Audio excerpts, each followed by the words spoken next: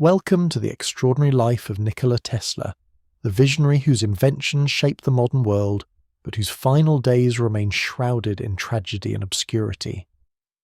Prepare to discover the documented truth behind one of history's greatest minds, a story of brilliant genius, relentless struggle, and a legacy that continues to power our world today.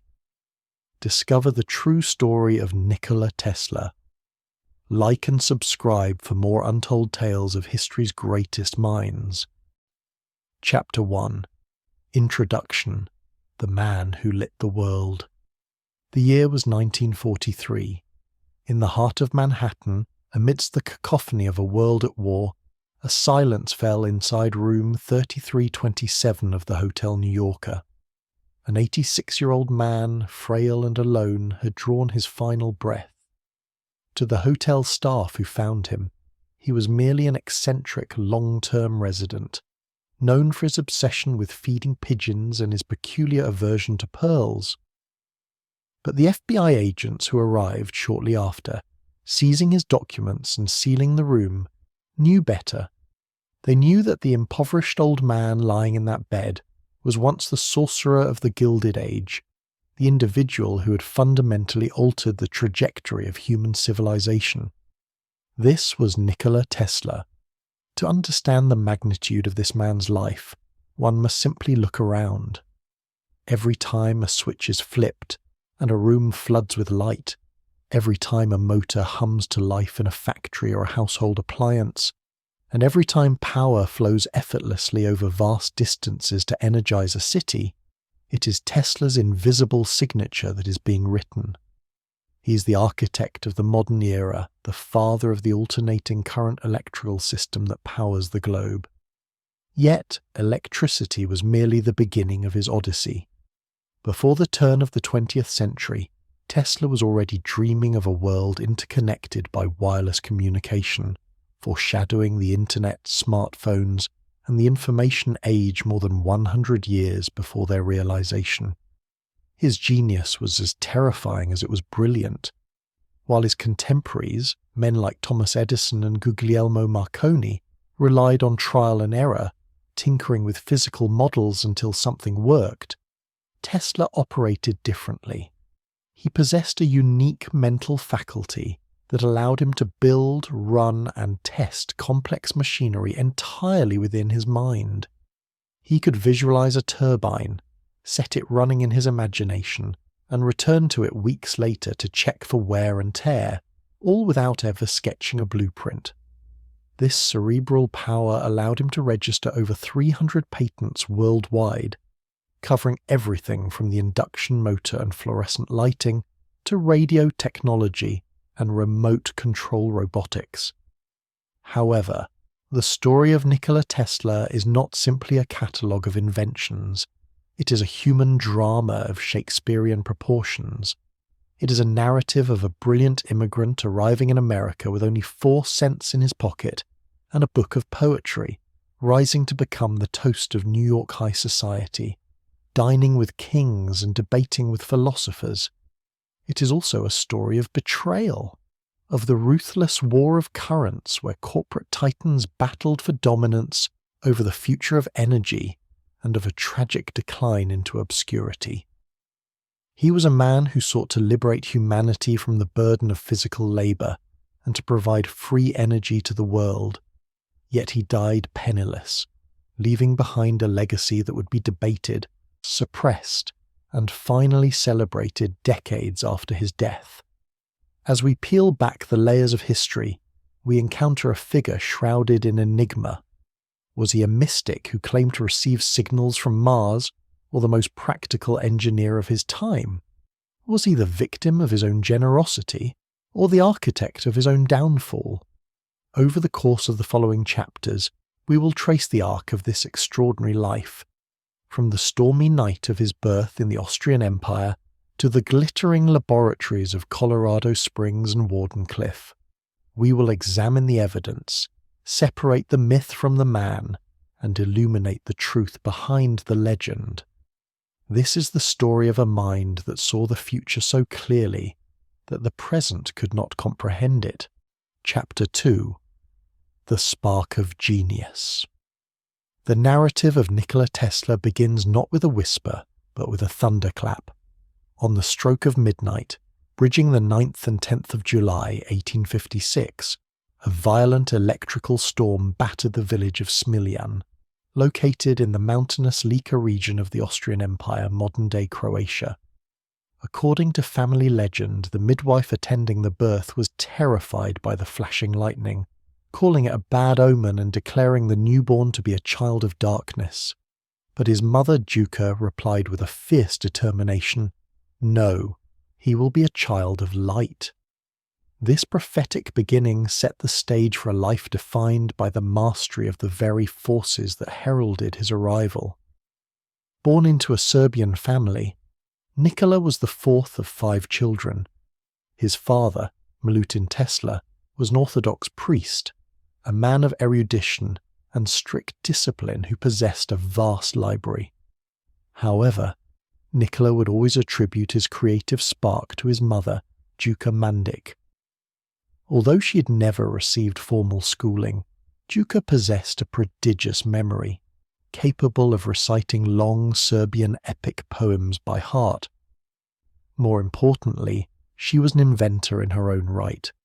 To manage the demands of a rural household and a large family, she crafted mechanical appliances, including a specialized egg beater and various agricultural tools.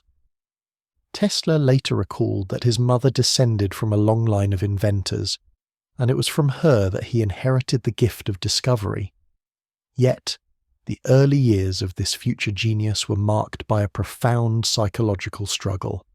At the age of 5, tragedy struck the Tesla household. Nikola's older brother, Dane, who was considered the brilliant hope of the family, was killed in a riding accident.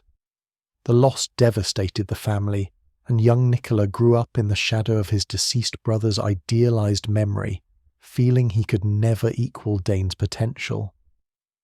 This trauma seemed to trigger, or perhaps amplify, a peculiar mental affliction that would plague and eventually empower Nikola for the rest of his life. From early childhood, he suffered from blinding flashes of light that would appear before his eyes, often accompanied by hallucinations. These were not mere daydreams, they were intrusive, 3-dimensional visions that blurred the line between the real and the imagined. To cope with the distress of these flashes and the grief of his household, Nikola began to cultivate a unique mental discipline. He started to travel within his own mind. He would visualize new places, cities, and countries, living there in his imagination, meeting people and making friends, all of which seemed as distinct and real to him as the physical world. As he matured, this defensive mechanism evolved into a singular engineering capability. Tesla discovered he did not need models, drawings, or experiments to test his inventions. He could build a machine entirely in his mind, run it for weeks, inspect it for wear and tear, and correct the balance, all without ever touching a piece of metal. This method of materializing concepts, what he called his internal laboratory, became the foundation of his future success. His formal education further sharpened this intellect. In 1870, Nikola moved to Karlovac to attend the Higher Real Gymnasium. It was here that he fell under the influence of his physics professor, Martin Sekulic. Sekulic was a dynamic educator who demonstrated the principles of electricity with hand-built apparatuses. In one defining moment, the professor demonstrated a rapidly rotating bulb wrapped in tinfoil, which spun due to electrostatic forces. Tesla was mesmerized. He later wrote that every one of these demonstrations resonated in his mind like an echo, sparking an intense desire to know more of this mysterious force. By 1873, Tesla had completed his 4-year course in just 3 years. He returned to his family in Gospic, but his homecoming was met with a deadly adversary: cholera. An epidemic was sweeping the region, and Nikola contracted the disease. For 9 months he hovered on the brink of death, bedridden and delirious. His father, who had always intended for Nikola to enter the priesthood, was distraught. In a moment of desperation, while Nikola lay pale and motionless, the young man whispered a condition to his father. "I may get well if you will let me study engineering." Milutin Tesla, fearing the loss of another son, solemnly promised that if Nikola survived, he would go to the best technical institution in the world.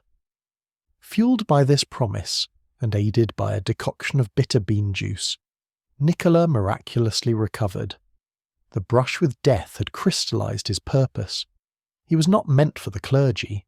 He was destined for the sciences. As he regained his strength in the fresh air of the mountains, dodging conscription into the Austro-Hungarian army by hiding in the wilderness, his mind turned toward the future. The year was 1875, and the 19-year-old Nikola Tesla was now ready to leave the rugged frontier behind. He set his sights on the Polytechnic School in Graz, armed with a brilliant mind, a father's promise, and an unquenchable thirst to decode the secrets of the universe. Chapter 3. A Mind Awakens. In the autumn of 1875, a 19-year-old Nikola Tesla arrived at the Joanneum Polytechnic School in Graz, Austria, fueled by a scholarship from the military frontier. He did not merely enroll, he invaded the academic world with a ferocious, almost frightening intensity. Possessed by a manic drive to prove his worth to his skeptical father, Tesla began a regimen that would have broken a lesser man. He rose at 3 in the morning and worked until 11 at night, every single day, devouring libraries and mastering 9 languages. His professors were so alarmed by his obsessive behavior that they sent letters to his father, warning that the young scholar was working himself to death. Yet, in this crucible of exhaustion, his mind was sharpening, preparing for a conflict that would define the history of electricity. The pivotal confrontation occurred during a physics demonstration by Professor Jakob Puschel. The professor was showcasing a new Gram dynamo, a direct current machine that could function as both a motor and a generator. As the machine whirred to life, its wire brushes sparked violently against the commutator. To Puschel, these sparks were a necessary evil of the mechanics. To Tesla, they were a fundamental flaw, a waste of energy, and a sign that the design was fighting against nature. Tesla boldly suggested that the commutator could be eliminated entirely. Puschel, a rigid academic, mocked the young student before the entire class. He declared, "Mr. Tesla may do great things, but he will certainly never do this. It would be equivalent to converting a steady pulling force like gravity into a rotary effort. It is a perpetual motion scheme, an impossible idea." But Tesla knew, with an intuitive certainty that defied logic, that the professor was wrong. However, the pressure of his intellectual isolation and the grueling schedule soon took a dark toll. By his 3rd year, the pristine image of the star student began to crack. Having lost his scholarship due to political shifts, Tesla turned to a dangerous vice to support his education: gambling. The obsession he once applied to calculus was now directed at the billiards table and cards. He would play for days and nights without rest, sinking into a compulsive spiral. In a desperate attempt to recoup his losses, he wagered everything he had, eventually losing his tuition money and his allowance. Although he briefly managed to win back his losses and return the money to his family, the psychological damage was done. Ashamed and unable to face his parents or the university administration after failing to prepare for exams, he dropped out of Graz. To hide his failure, he severed all contact with his family and vanished into the town of Maribor. For months, his family believed he had drowned in the Mur River. In reality, Tesla was working as a draftsman for a pittance, spending his evenings playing cards with locals, a ghost of his former potential. It was not until 1879 that his father tracked him down and dragged him home, shortly before passing away, a death that weighed heavily on Nikola's conscience. Attempting to honour his father's wish, Tesla moved to Prague in 1880 to continue his studies at the Charles Ferdinand University. But without Greek or Czech language proficiency, he could not officially enroll. He became an auditor, sitting in on lectures, his mind still haunted by the problem of the sparking dynamo. The solution remained just out of reach, a phantom dancing in his peripheral vision. In 1881, seeking financial independence, Tesla moved to Budapest to work for the new telephone exchange. It was here that his physical and mental health completely collapsed. He suffered a nervous breakdown of extraordinary peculiarity. His senses became painfully acute. The ticking of a watch 3 rooms away sounded like a hammer striking an anvil, and the vibrations of passing carriages caused him immense physical pain. He was bedridden, trembling in the dark, doctors declaring his condition incurable. Yet, his friend Antoni Szigeti refused to give up on him, forcing Tesla out for daily walks as he recovered. It was during one of these walks in the city park as the sun was setting in a blaze of gold that the revelation finally struck. Tesla was reciting a stanza from Goethe's Faust when the answer to Professor Puschel's challenge manifested before his eyes, not as a formula, but as a hallucination. He froze, staring into the setting sun. In a trance, he saw a magnetic field spinning, not driven by a mechanical commutator, but by the currents themselves. He grabbed a stick and began drawing diagrams in the dirt, the same diagrams he would later present to the patent office. "See my motor here?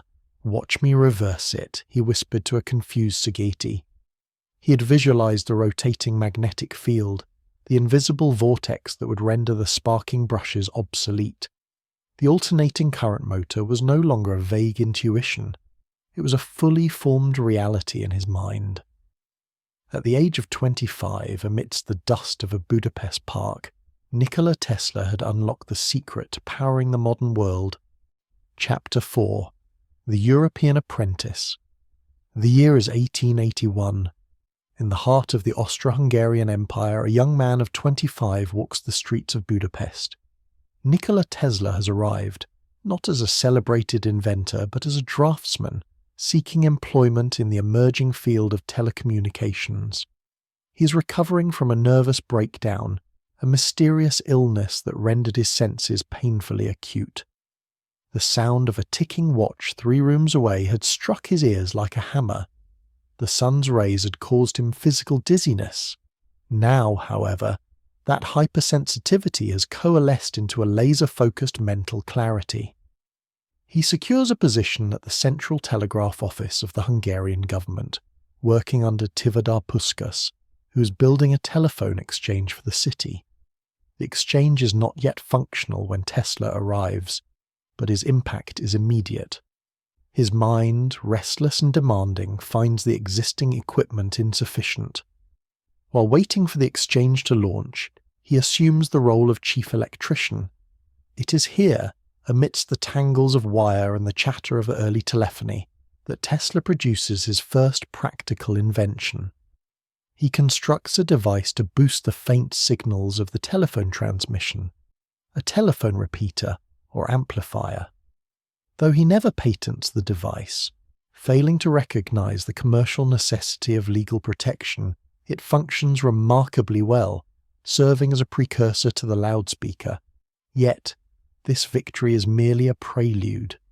His mind is still haunted by a puzzle he had encountered years prior at university: the sparking commotion of the direct current motor.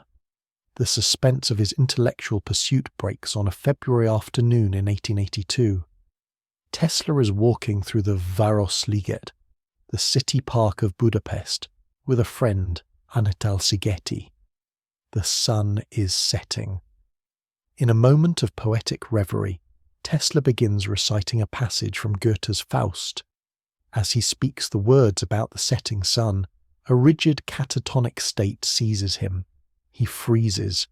In his mind's eye, the solution appears with the clarity of a physical object. He grabs a stick and draws a diagram in the dirt. It is the rotating magnetic field. He visualizes an electrical current that reverses direction, creating a magnetic wave that drags the rotor around without the need for the sparking, inefficient commutators of direct current. In the dust of a Budapest park, the alternating current motor is born. He tells Szigeti, strictly and seriously, that this invention will one day drive the machinery of the world. But an idea in the sand is not a machine in a factory. Tesla needs a way to manifest his vision. In the autumn of 1882, on the recommendation of Puskas, Tesla travels to Paris to work for the Continental Edison Company. Here, he enters the orbit of the most famous inventor on Earth, Thomas Alva Edison. The contrast is stark. The Edison Company is an empire of direct current, built on trial, error, and brute commercial force. Tesla, by comparison, is a theoretical precision instrument. He works troubleshooting dynamos and lighting systems across France and Germany. His intellect is quickly recognized, and he is entrusted with the company's most difficult repairs. The tension rises in 1883. The Continental Edison Company faces disaster in Strasbourg, a city then part of the German Empire. A lighting installation at a new railway station has failed spectacularly during an inspection by Emperor William I. A short circuit blew out a wall, endangering the emperor and humiliating the company. Tesla is dispatched as the fixer. He is the only man capable of untangling the complex failure. He spends months in Strasbourg, navigating German bureaucracy and rewiring the defective plant. In the quiet evenings, using materials he fashions himself in a machine shop near the station, he builds the first physical prototype of his induction motor. He tests it privately. It works exactly as he had hallucinated in the park in Budapest. The rotor spins, no sparks, no commutator. It is a silent revolution. Upon successfully repairing the Strasbourg station and saving the company's reputation, Tesla returns to Paris in the spring of 1884. He expects the financial compensation he was promised, a significant bonus for his critical work in Germany. However, he is met with a cold corporate reality. The managers pass him from office to office, feigning ignorance of the promise. The bonus never materializes. It is a harsh lesson in the difference between scientific value and corporate gratitude. Tesla realizes that Europe is too small, too rigid, and perhaps too crowded for his ambitions. He resigns. Charles Batchelor, the manager of the Paris operation and a close associate of Edison, recognizes the mistake the company is making in letting Tesla go. He urges the young Serbian to go to the source of the power. He suggests Tesla cross the Atlantic to work directly for Edison in New York. Batchelor writes a letter of introduction, a legendary missive that will change history. Tesla sells his few possessions. He buys a ticket on the steamship City of Richmond. He has been robbed of his luggage and his money on the way to the station, nearly missing the boat. He steps onto the gangplank with only 4 cents in his pocket, a book of poetry, plans for a flying machine, and the letter from Batchelor. The European apprentice is gone. The master is crossing the ocean. Chapter 5. Crossing the Atlantic. The date was June 6th, 1884. The humid air of New York City greeted a tall, gaunt figure stepping off the SS City of Richmond. Nikola Tesla was 28 years old, and he had entered the United States with barely more than the clothes on his back. In his pockets, he carried a book of poetry, a few sketches of a flying machine, 4 cents in currency, and a letter of recommendation addressed to the most famous inventor on Earth. The letter was from Charles Batchelor, a close associate of Thomas Edison in Europe. It contained a simple, striking declaration. I know 2 great men, and you are one of them. The other is this young man. This singular introduction would serve as Tesla's passport into the inner sanctum of the Edison Machine Works on Gurk Street. located in the grimy heart of the Lower East Side.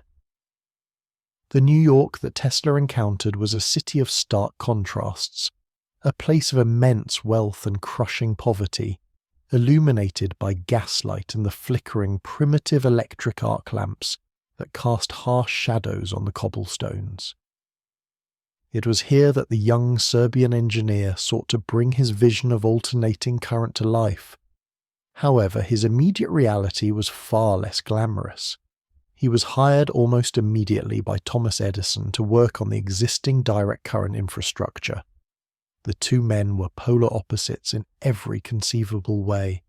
Edison was the wizard of Menlo Park, a man who relied on brute force experimentation, trial and error, and commercial viability.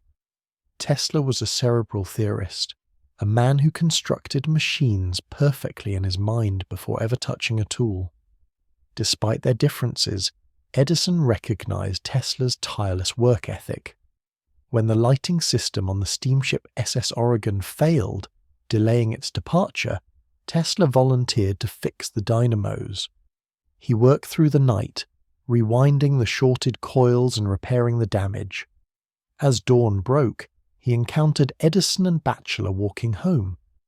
When Edison remarked that the Parisian had been out all night, Tesla replied that he had arguably just finished repairing the Oregon.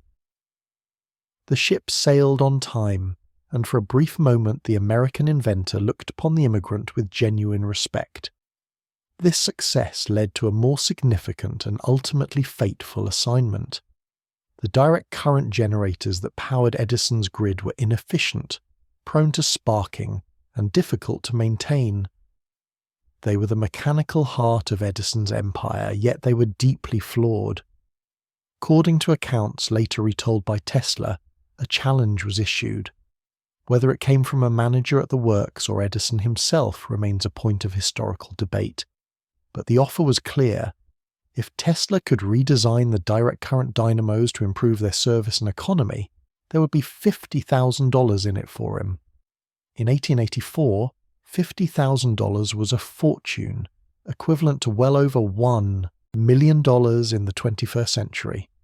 For Tesla, this money represented the capital he needed to finally build his alternating current motor and prove his own theories. Motivated by the promise of financial independence, Tesla threw himself into the work with a maniacal intensity. For months he toiled from 10 in the morning until 5 the next morning, 7 days a week. He did not merely tweak the existing designs, he completely re-engineered them. He developed 24 different types of standard machines, replacing short cores with long ones, and devising automatic controls to regulate the current. It was a masterpiece of electrical engineering that significantly boosted the efficiency of the Edison plant. When the task was finally complete and the new dynamos were humming with improved performance, Tesla approached his employer to claim the promised reward. The response he received would shatter his admiration for Edison and alter the course of electrical history. Edison did not produce the check. Instead, he reportedly laughed, leaning back in his chair to deliver a crushing dismissal. "Tesla," he said, "you do not understand our American humor." The offer, it turned out, had been a practical joke, a figure of speech used to motivate a subordinate. Edison offered a $10 raise to his weekly salary instead. The shock was absolute.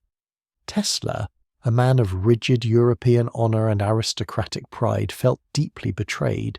He did not negotiate. He did not argue. He simply resigned on the spot.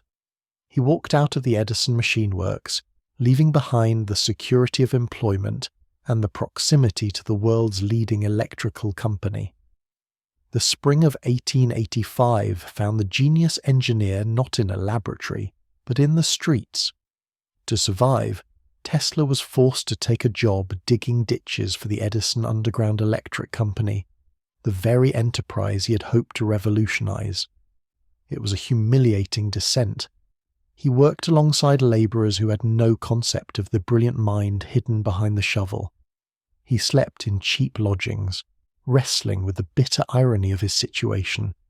He had crossed the Atlantic with a vision to illuminate the world, yet now he was burying cables in the mud, surviving on $2 a day. But even in the trenches, as he moved earth and stone, the rotating magnetic field continued to spin in his mind. The split from Edison was complete, and the stage was now set for a conflict that would dwarf their personal grievance. The War of the Currents was about to begin. Chapter 6. The War of Currents begins. The winter of 1886 brought with it a bitter cold that seeped into the very bones of New York City. For Nikola Tesla, the chill was not merely atmospheric, it was the icy grip of professional destitution. Just months prior, he had formed the Tesla Electric Light and Manufacturing Company. He had poured his energy into developing an improved arc lighting system, expecting it to be the foundation of his alternating current research. However, his investors, driven by short-term profits and uninterested in his visionary AC motor, betrayed him. They forced him out of the very company that bore his name, leaving him with nothing but worthless stock certificates. The brilliant mind that had visualized the rotating magnetic field in a park in Budapest was now reduced to manual labor. For 1 year, from the spring of 1886 to the spring of 1887, Tesla worked as a ditch digger, burying cables and repairing pavements for $2 a day. He later described this period as a time of terrible headaches and bitter tears, lamenting that his education in science, mechanics, and literature seemed like a mockery. He was 30 years old, a genius unrecognized, scraping the earth to survive while the electrical age began to dawn without him. But fate intervenes in the form of curiosity. In early 1887, the foreman of his digging crew, impressed by Tesla's intellect, introduced him to Alfred S. Brown, a superintendent at Western Union, and Charles F. Peck, a savvy attorney. Unlike his previous investors, Brown and Peck understood the language of patents and the potential of technological disruption. They struck a deal. They would provide the capital and a laboratory in exchange for 50% of the patents. The Tesla Electric Company was born. Established in a laboratory at 89 Liberty Street, just steps away from the offices of the Edison Machine Works, Tesla finally had the resources to bring his visions into physical reality. The mental models he had run in his mind for 5 years were now machined into copper and iron. He worked with a feverish intensity, constructing not just one motor, but an entire system. He built generators, transformers, and motors that operated on alternating current. The key was the induction motor. It required no commutator, no brushes, and produced no sparking. It was a device of elegant simplicity, driven by the invisible force of the rotating magnetic field. The subsequent months saw an explosion of intellectual property. Tesla filed for patent after patent, securing his claim on the polyphase AC system. On May 1st, 1888, the United States Patent Office granted him 7 major patents in a single day. It was a historic validation of his work. To silence skeptics who doubted that a motor could spin without a physical connection, Tesla performed the famous Egg of Columbus demonstration. He placed a copper egg on a wooden table and, using a rotating magnetic field generated by coils beneath the surface, made the egg spin on its major axis, defying gravity and conventional mechanics. Word of the wizard at Liberty Street spread through the engineering community. On May 16, 1888, Tesla was invited to deliver a lecture before the American Institute of Electrical Engineers. His paper, titled "A New System of Alternate Current Motors and Transformers," was a masterpiece of clarity and foresight. It did not merely describe a machine, it described a new industrial era.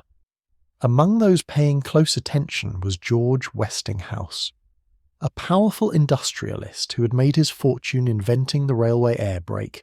Westinghouse was already a competitor in the electrical market. However, He was using a limited single-phase AC system that was only good for lighting, not for running heavy machinery. He realized immediately that Tesla held the missing link, a motor that could power the factories of the world using alternating current. Westinghouse moved with decisive speed. He visited Tesla's laboratory, reportedly mesmerized by the silent, powerful motors humming on the benches. The meeting between the two men was a convergence of pure genius and pragmatic power. Westinghouse offered to purchase the patents. The deal was struck. $60,000 in cash and stock, and most critically a royalty of $2.50 for every horsepower of AC capacity sold. It was a contract that promised to make Tesla one of the wealthiest men in the world. With the backing of the Westinghouse Electric and Manufacturing Company, Tesla finally had the ammunition he needed. The skirmishes were over. The true war of currents was about to begin. Chapter 7. The AC Revolution. The year was 1888. The industrial world stood on the precipice of a new era, yet the mechanism to drive it remained dormant in a Manhattan laboratory. Nikola Tesla possessed the alternating current motor, a device of elegant complexity, but he lacked the capital to bring it to the masses. Enter George Westinghouse. A railway tycoon who had already made a fortune inventing the air brake, Westinghouse possessed the vision to see what others could not. He recognized that direct current, the system championed by Thomas Edison, was severely limited by distance. It required power stations every few miles, tethering electricity to the dense city centers. Tesla's alternating current, however, could travel hundreds of miles over thin wires, unlocking the power of remote waterfalls and coalfields. In July of 1888, Westinghouse purchased the licensing rights to Tesla's polyphase system. The deal was lucrative and historic. Tesla received $60,000 in cash and stock, a staggering sum for the time, along with a royalty of $2.50 for every horsepower of motor capacity sold.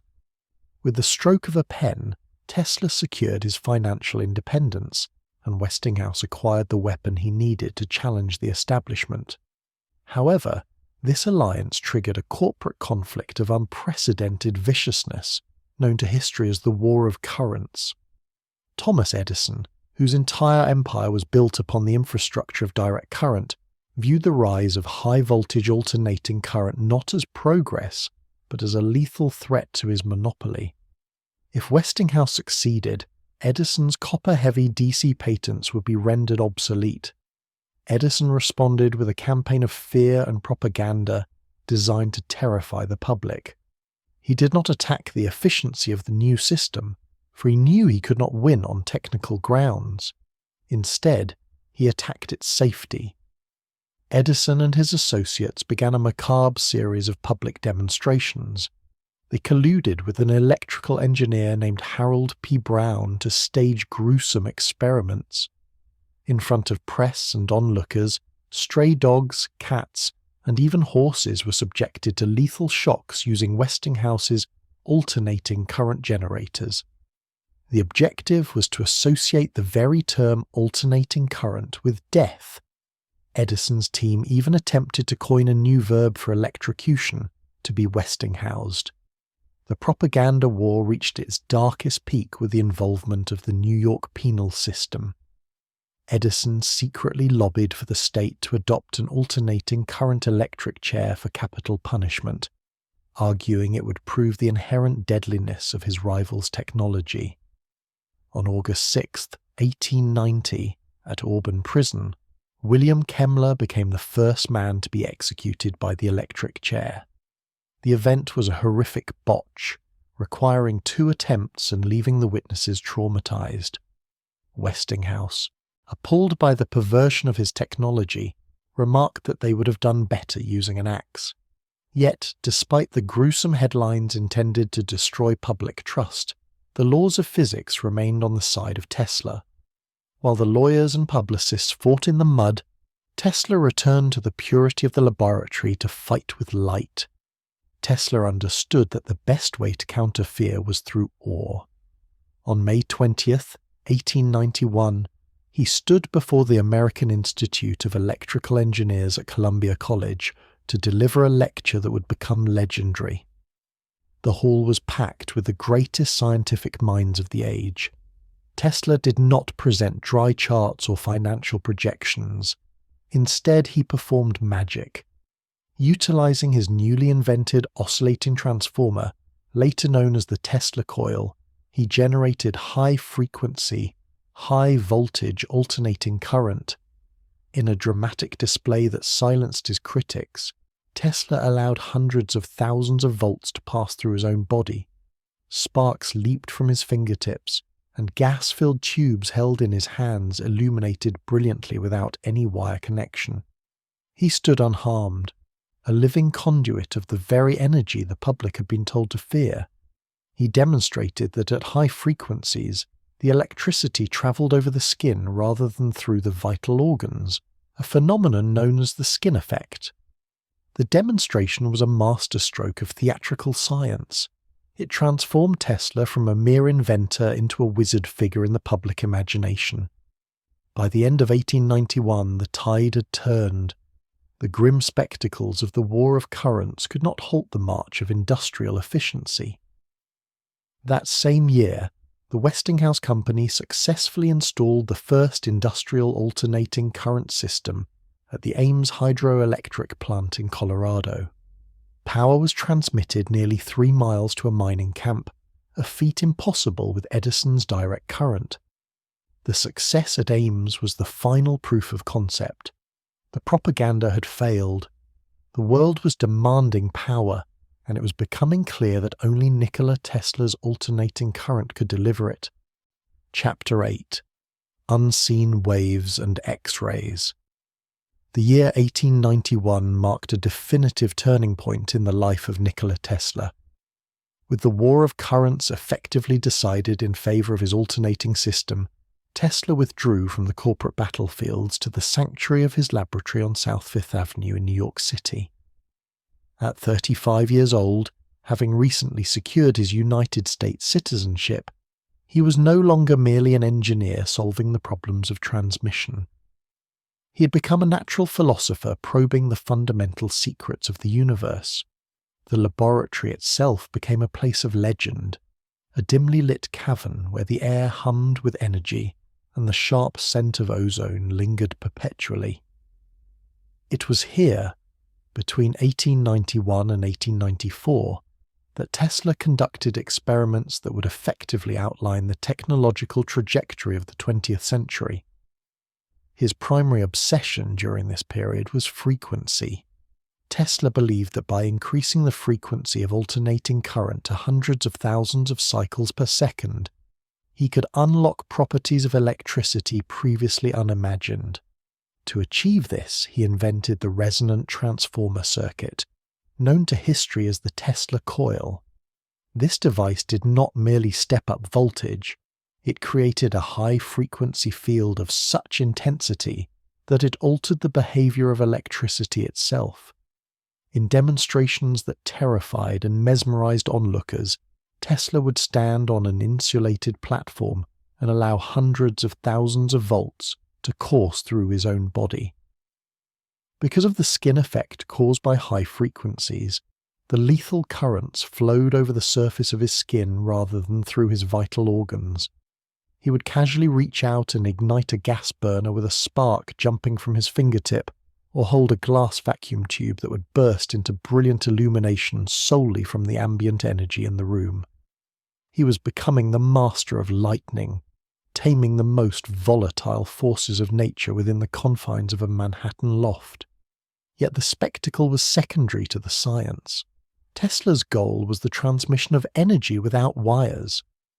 In 1893, before the Franklin Institute in Philadelphia and later in St. Louis, Tesla presented what is arguably the first public demonstration of the principles of radio communication. Years before Guglielmo Marconi would transmit a signal across a garden, Tesla described in explicit detail the necessity of a grounded transmitter and receiver tuned to the same resonant frequency, a concept he called syntony. He demonstrated that he could wirelessly power lamps and motors across the stage, proving that the atmosphere itself could serve as a conducting medium. He spoke of a time when news, music, and even images would be transmitted instantly to any point on the globe, rendering the world a singular thinking brain. In the isolation of his lab, he was already building the primitive circuits for remote control, theorizing that if he could send a wave to light a bulb, he could send a wave to trigger a mechanical action, laying the groundwork for robotics and automation. In the midst of these high-frequency experiments, Tesla stumbled upon a phenomenon that remained invisible to the naked eye. While working with vacuum tubes, specifically Crookes tubes, driven by his high-voltage coils, he noticed that photographic plates stored in sealed metal containers nearby were being ruined, marred by strange, foggy silhouettes. He was observing the effects of X-radiation years before Wilhelm Röntgen would formally announce their discovery in 1895. Tesla called these images shadow graphs. Intrigued by the unseen rays, he began experimenting with taking images of his own body and the mechanical components within his lab. He noted the danger of these unknown waves, observing skin irritation and damage to the eyes after prolonged exposure, a warning he would later issue to the scientific community. While history would credit Röntgen with the discovery, Tesla's laboratory notebooks from 1894 reveal that he was already navigating this invisible spectrum, capturing the ghostly outlines of the skeletal structure hidden beneath the flesh. By the end of 1894, Tesla's South Fifth Avenue laboratory was not just a workshop, it was a repository of the future.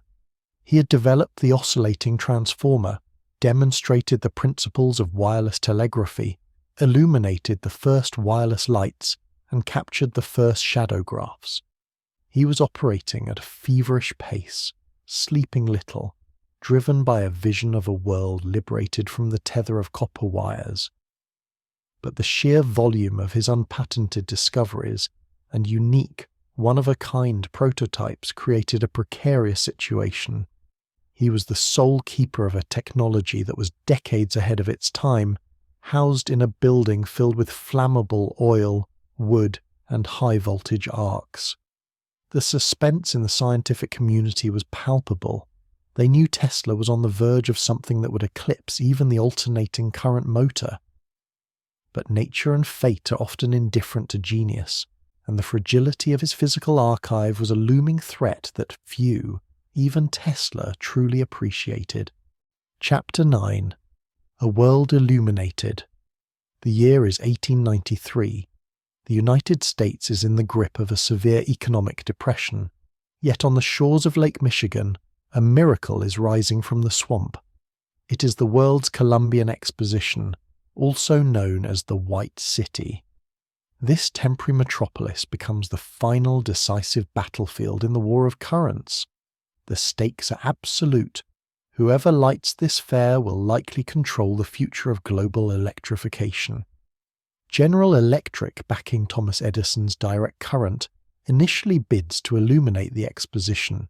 However, George Westinghouse, armed with Nikola Tesla's patents for alternating current, undercuts their price by a significant margin.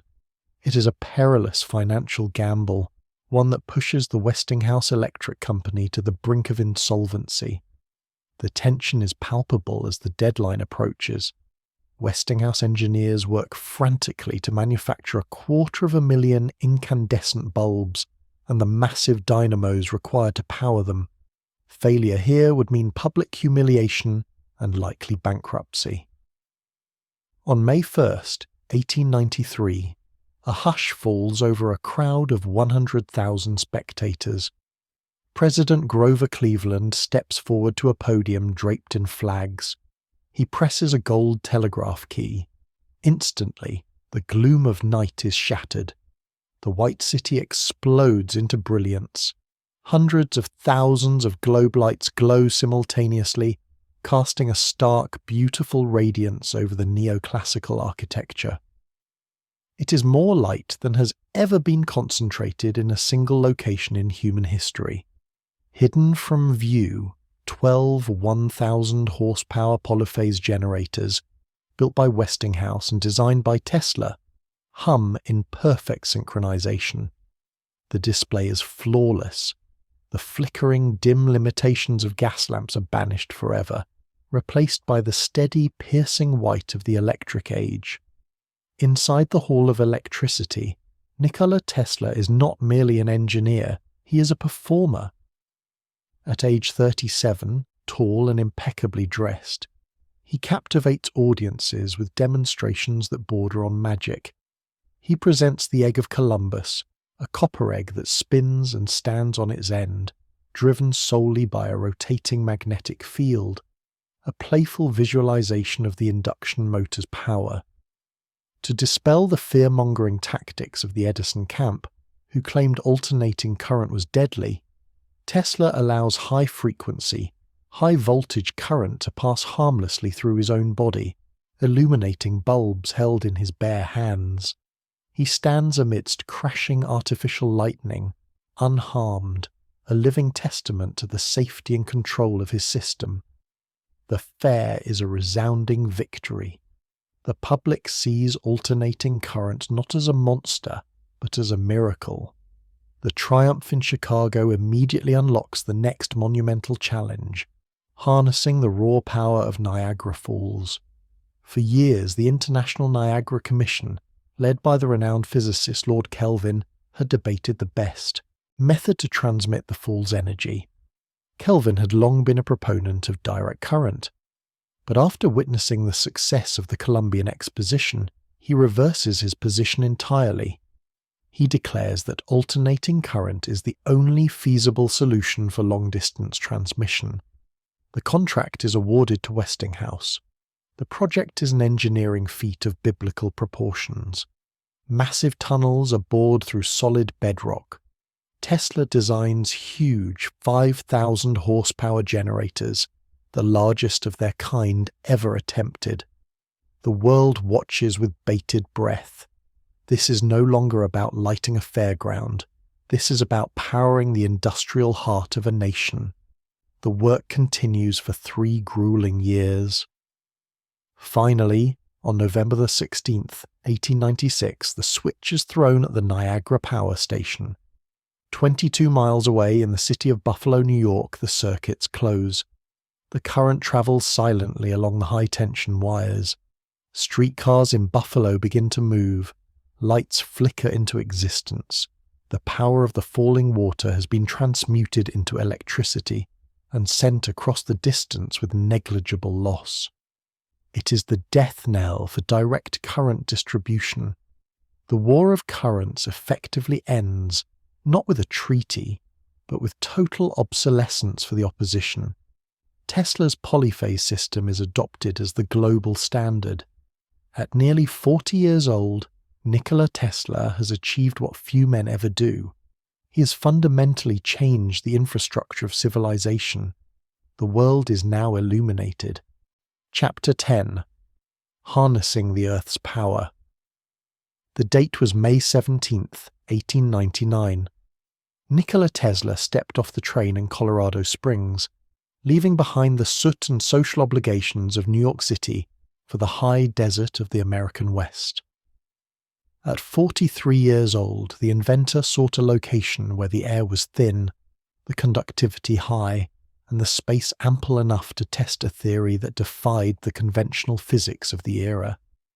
He believed the Earth itself could be used as a conductor, a massive spherical circuit capable of transmitting electrical energy to any point on the globe without wires.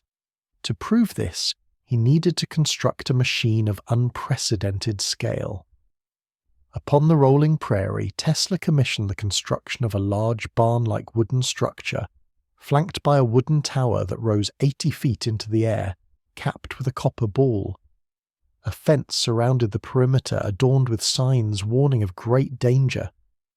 Inside this sanctuary of high voltage, Tesla assembled the largest coil the world had ever seen, the magnifying transmitter. Unlike his previous coils, which were designed to spark across a gap, this device was engineered to resonate with the planet's own electric charge.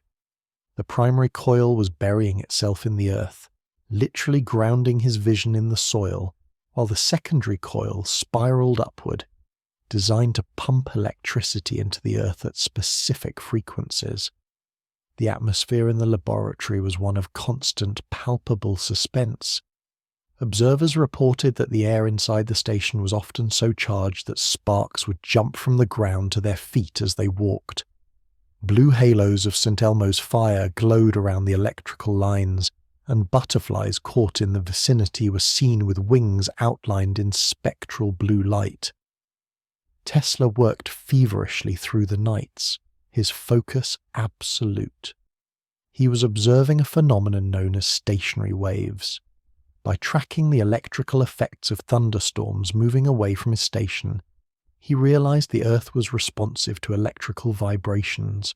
If he could strike the Earth at the right rhythm, he believed the wave would travel to the opposite side of the planet and return, reinforced, like a swing being pushed higher and higher. The climax of his experiments came on a night when he ordered his assistant, Cito, to close the switch and maintain the connection until signalled otherwise. The massive dynamo at the local power station groaned under the load. Inside the lab, the noise became deafening. The coil erupted.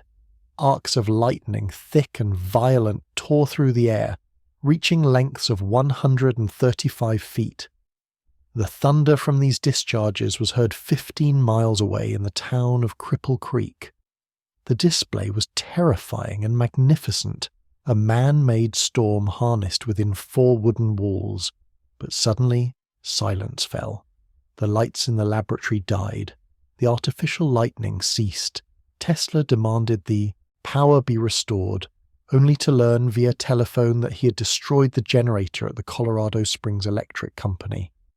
He had drawn so much current that the station's dynamo had burned out, plunging the entire town into darkness. Yet, amidst the thunder and the fire, a quieter, more unnerving discovery was made. During late-night sessions, monitoring his sensitive receivers, designed to track electrical storms, Tesla noticed disturbances that defied explanation. These were not the chaotic static of natural atmospheric changes, nor were they the result of his own equipment. He described hearing rhythmic, organized signals, 1, 2, 3, a mathematical sequence repeating in the void. In the isolation of the high desert, staring at the needles of his instruments, Tesla became convinced he was intercepting a communication. He concluded that the signals were not terrestrial, but extraterrestrial in origin, perhaps a greeting from Mars. He wrote of the feeling that he was the first to hear the greeting of one planet to another. While the scientific community would later embrace radio astronomy, in 1899, this claim added a layer of mysticism and skepticism to his already eccentric reputation.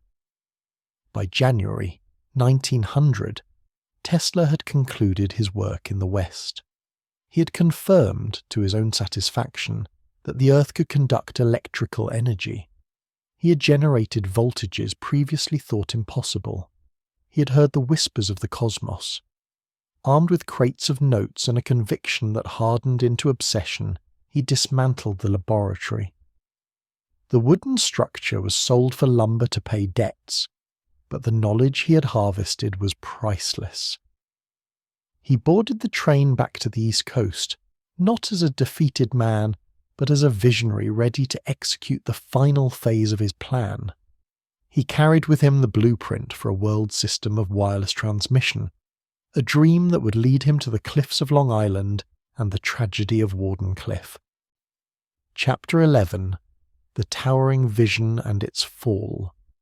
The dawn of the 20th century brought Nikola Tesla back to the bustling metropolis of New York City. He returned from the high altitudes of Colorado Springs not with a whimper, but with a roar of ambition. He possessed the data he needed, or so he believed, to unify the globe through invisible waves. But to build the machine that would realize this dream, He needed capital on a scale previously unimagined for a scientific endeavor. He turned to the most powerful financier in America, J. Pierpont Morgan.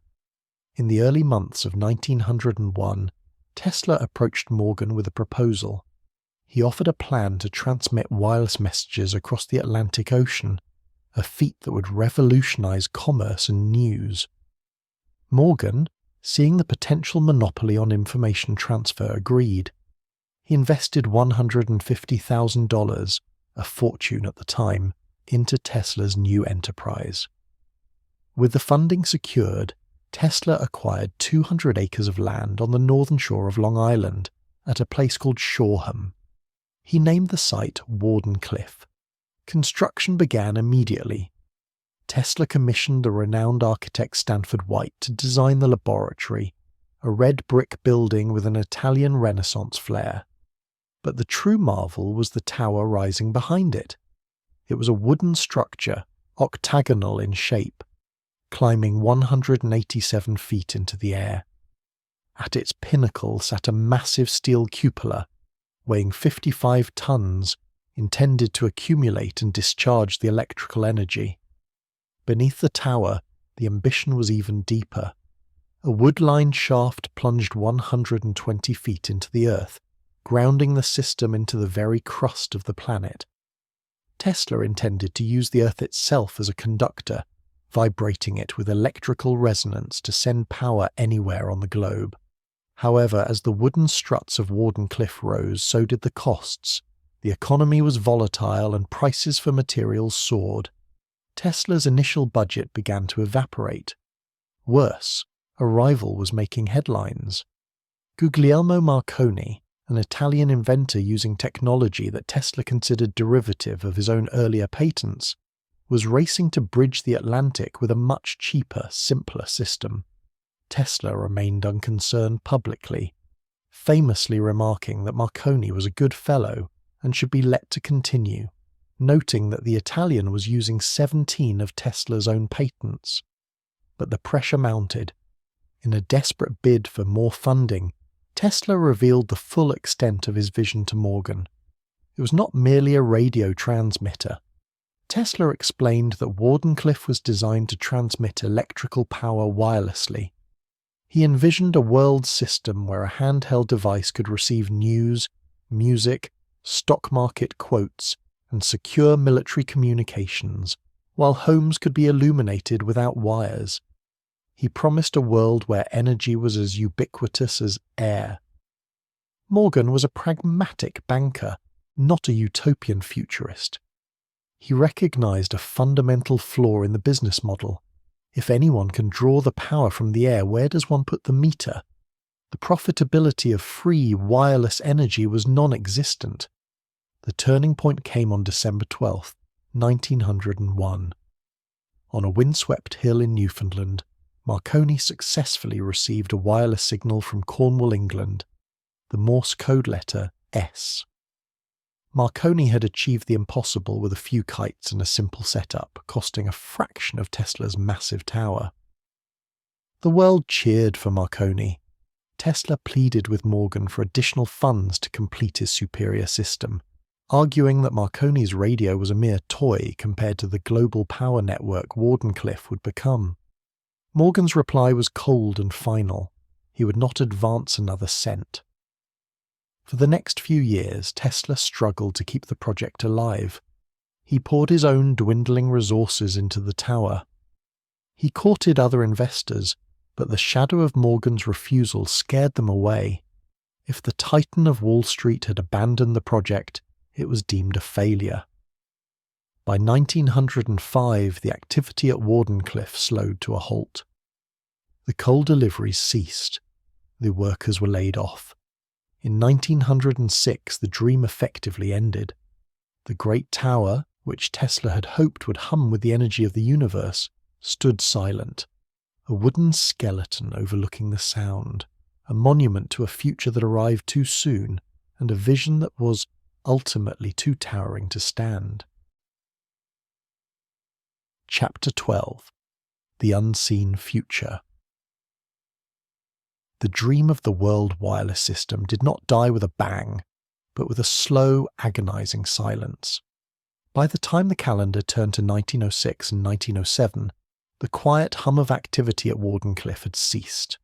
The creditors were knocking and the coal bills remained unpaid. Nikola Tesla, the man who had tamed the Niagara, was forced to retreat from the lonely shores of Long Island back to the chaotic heart of Manhattan. He was 50 years old, financially ruined, yet intellectually unbowed.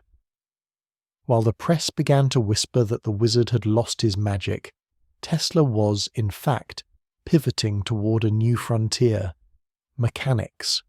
He sought a purely mechanical invention, something profitable enough to resurrect his stalled wireless vision. The result was the Tesla turbine. Unlike the steam engines of the day, which relied on pistons and paddles, Tesla's engine was bladeless. It utilized the boundary layer effect, using smooth disks and the properties of viscosity and adhesion to move fluids. It was a marvel of efficiency, capable of reaching terrifying speeds of tens of thousands of revolutions per minute. Tesla called it a powerhouse in a hat. He believed this engine would replace the gasoline motor and revolutionize the world yet again. However, the material science of the early 20th century could not match his engineering genius. The metal discs often warped under the immense heat and stress, preventing the turbine from achieving immediate commercial success. As the years ground on, the shadow of financial destitution lengthened over him. He moved from the Waldorf Astoria to the St. Regis, and then to lesser hotels, often leaving when the credit ran dry. In 1915, a wave of suspense rippled through the scientific community. A report from the New York Times suggested that Nikola Tesla and Thomas Edison were to share the Nobel Prize in Physics.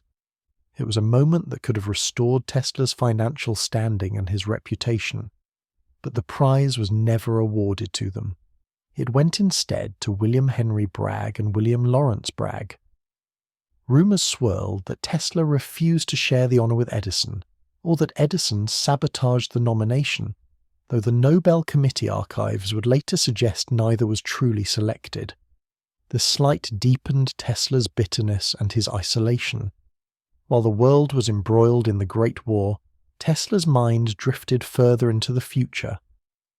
In 1921, he patented a radical design for an aerial transportation apparatus, a vertical takeoff and landing aircraft. It was a precursor to the modern helicopter and the tilt-rotor plane, designed to rise like a bird and fly like an airplane. Yet, like the tower at Wardenclyffe, it remained largely on paper, a vision waiting for the future to catch up. As the 1920s approached, the man who had once dined with the elites of New York society began to withdraw. The glittering social circles were replaced by a solitary routine. His laboratory was no longer a physical space of copper coils and lightning, but the interior of his own mind. His eccentricities, always present, began to calcify into obsession. He developed an acute germophobia, demanding dozens of napkins at every meal and calculating the cubic volume of his food before eating.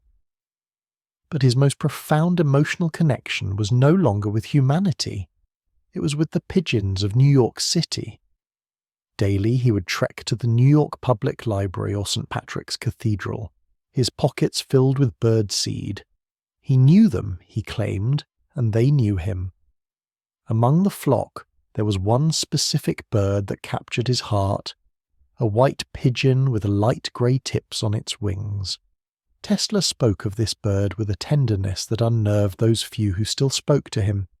He claimed that as long as she lived, there was purpose in his life. The inventor who had once sought to communicate with the planets now found his only solace in the cooing of a city bird, seeking comfort in the unseen connection between living things as his influence on the industrial world slowly began to fade. Chapter 13. A Quiet Departure. By the 1930s, The man who had once electrified the world had retreated into the vertical canyons of Manhattan. Nikola Tesla, now a figure of frailty and eccentricity, resided in the Hotel New Yorker, a shadow of the dashing celebrity who had once captivated Gilded Age society. He occupied room 3327 on the 33rd floor, a choice dictated by his lifelong obsession with numbers divisible by 3. Here, amidst stacks of scientific journals and the cooing of pigeons he smuggled in from the city parks, Tesla lived a solitary existence. The grand laboratories of his past were replaced by the confines of a hotel suite, yet his mind remained as expansive and restless as ever, wandering into territories of physics that the rest of the scientific community hesitated to explore. Even in his seclusion, Tesla commanded the attention of the press, particularly during his annual birthday press conferences. It was in this final decade that he introduced the world to his most controversial concept, the teleforce. Dubbed the death ray by sensationalist newspapers, Tesla described it not as a ray but as a particle beam projector, capable of sending concentrated beams of particles through the free air. He claimed this weapon could bring down 10,000 enemy airplanes at a distance of 250 miles and cause armies to drop dead in their tracks. With the world teetering on the brink of the Second World War, these claims were not merely dismissed as the ramblings of an old man. They were viewed with a mix of skepticism and terrifying possibility. Tesla offered the technology to the governments of the United States, Great Britain, and the Soviet Union, hinting that he had built and tested a prototype, though no public demonstration was ever provided. Behind the headlines of superweapons, the reality of Tesla's daily life was one of persistent financial struggle. He had moved from the Waldorf Astoria to the St. Regis, and finally to the New Yorker, leaving a trail of unpaid bills in his wake.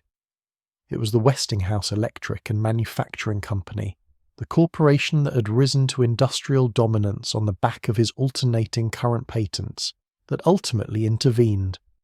They agreed to pay his rent and a modest monthly stipend, disguised as a consulting fee to preserve the proud inventor's dignity. This support kept him from homelessness, allowing him to focus on his only remaining companions, the wild birds of New York City. He spoke of a specific white pigeon with the tenderness one might reserve for a spouse, claiming a spiritual connection that transcended the physical realm. As the calendar turned to 1943, the Second World War was raging across Europe and the Pacific. Tesla, now 86 years old, remained isolated in his double room. On January 5th, he placed a Do Not Disturb sign on his door. For 3 days, silence reigned behind the threshold of room 3327. On the morning of January 8th, a maid named Alice Monaghan ignored the sign to clean the room and discovered the lifeless body of the inventor. He had passed away alone, quietly, from coronary thrombosis, surrounded by his notes and the birds he cherished. The man who had connected the world with power and communication had died in absolute solitude. The death of Nikola Tesla triggered an immediate and secretive reaction from the United States government. With the war intensifying, the Federal Bureau of Investigation was deeply concerned that Tesla's papers, particularly those regarding the death ray, might fall into the hands of Axis spies or sympathizers. Despite Tesla being a naturalized American citizen, the Office of Alien Property was ordered to seize his belongings. Less than 24 hours after his body was found, government agents descended upon the Hotel New Yorker and other storage facilities where Tesla kept his materials.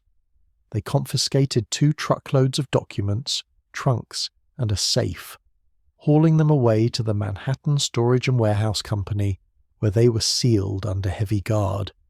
3 weeks later, the government tasked John G. Trump, a professor at MIT and a strictly technical engineer, to evaluate the seized papers. His objective was to determine if any of Tesla's notes contained ideas of immediate military value. After a thorough review, the report concluded that Tesla's papers were primarily philosophical and speculative, lacking the workable principles necessary for realization. However, the swiftness and secrecy of the seizure, combined with missing files that were never fully accounted for, birthed decades of conspiracy theories. As his earthly remains were cremated and his ashes eventually placed in a gold sphere, the tangible evidence of his final thoughts remained locked away in government vaults, leaving a legacy of mystery that would outlive the inventor himself. Chapter 14. Conclusion. The enduring legacy of Nikola Tesla. When the maids opened the door to room 3327 of the Hotel New Yorker on January 7, 1943, they found only the cold, frail body of an 86-year-old man. However, the silence of that room was deceptive. Almost immediately, the machinery of the United States government began to turn. The Office of Alien Property, acting under the pressures of the Second World War, seized his belongings. Trunks containing technical papers, schematics, and journals were hauled away, fueling decades of speculation regarding particle beam weaponry and advanced propulsion systems. In death, Nikola Tesla became a figure of suspense, a man whose mind was deemed dangerous enough to be classified. Yet for decades following his funeral, the name Tesla faded into relative obscurity in the West, eclipsed by the corporate titans he'd battled, Thomas Edison and Guglielmo Marconi. In the history books of the mid-20th century, Tesla was often reduced to a footnote, an eccentric who lost his way. It was not until the latter half of the century and the dawn of the digital age that the world began to truly reckon with the magnitude of his architecture. A realization emerged that the modern world, the very infrastructure of civilization, was built upon the blueprints drawn in Tesla's mind 50 years prior. His primary legacy remains the alternating current induction motor and the polyphase system. It is the invisible giant that powers the planet. From the hum of a refrigerator in a suburban home to the roar of heavy industry in massive factories, the kinetic energy of the modern era is generated by Tesla's rotating magnetic field. The war of currents, fought in the 1890s, ended with a victory so total that it is now taken for granted. Every time a switch is flipped, humanity interacts with Tesla's genius. Beyond the power grid, his vindication came in the realm of communication. For years, Marconi held the title of the father of radio. However, in 1943, mere months after Tesla's death, the United States Supreme Court overturned Marconi's key patents, recognizing Tesla's earlier work. It was a posthumous victory, acknowledging that the fundamental principles of radio transmission, tuning, frequency and resonance, belong to the Serbian-American inventor. Today, the wireless revolution that defines the 21st century traces its lineage directly to his laboratory experiments in Colorado Springs and New York. Tesla's prophecy of a world brain, where information would be accessible instantly from a device carried in a vest pocket, is no longer science fiction. It is the smartphone. His demonstration of the teleautomaton boat in 1898 was the birth of robotics and remote control. At the time, the audience believed it to be magic or trickery.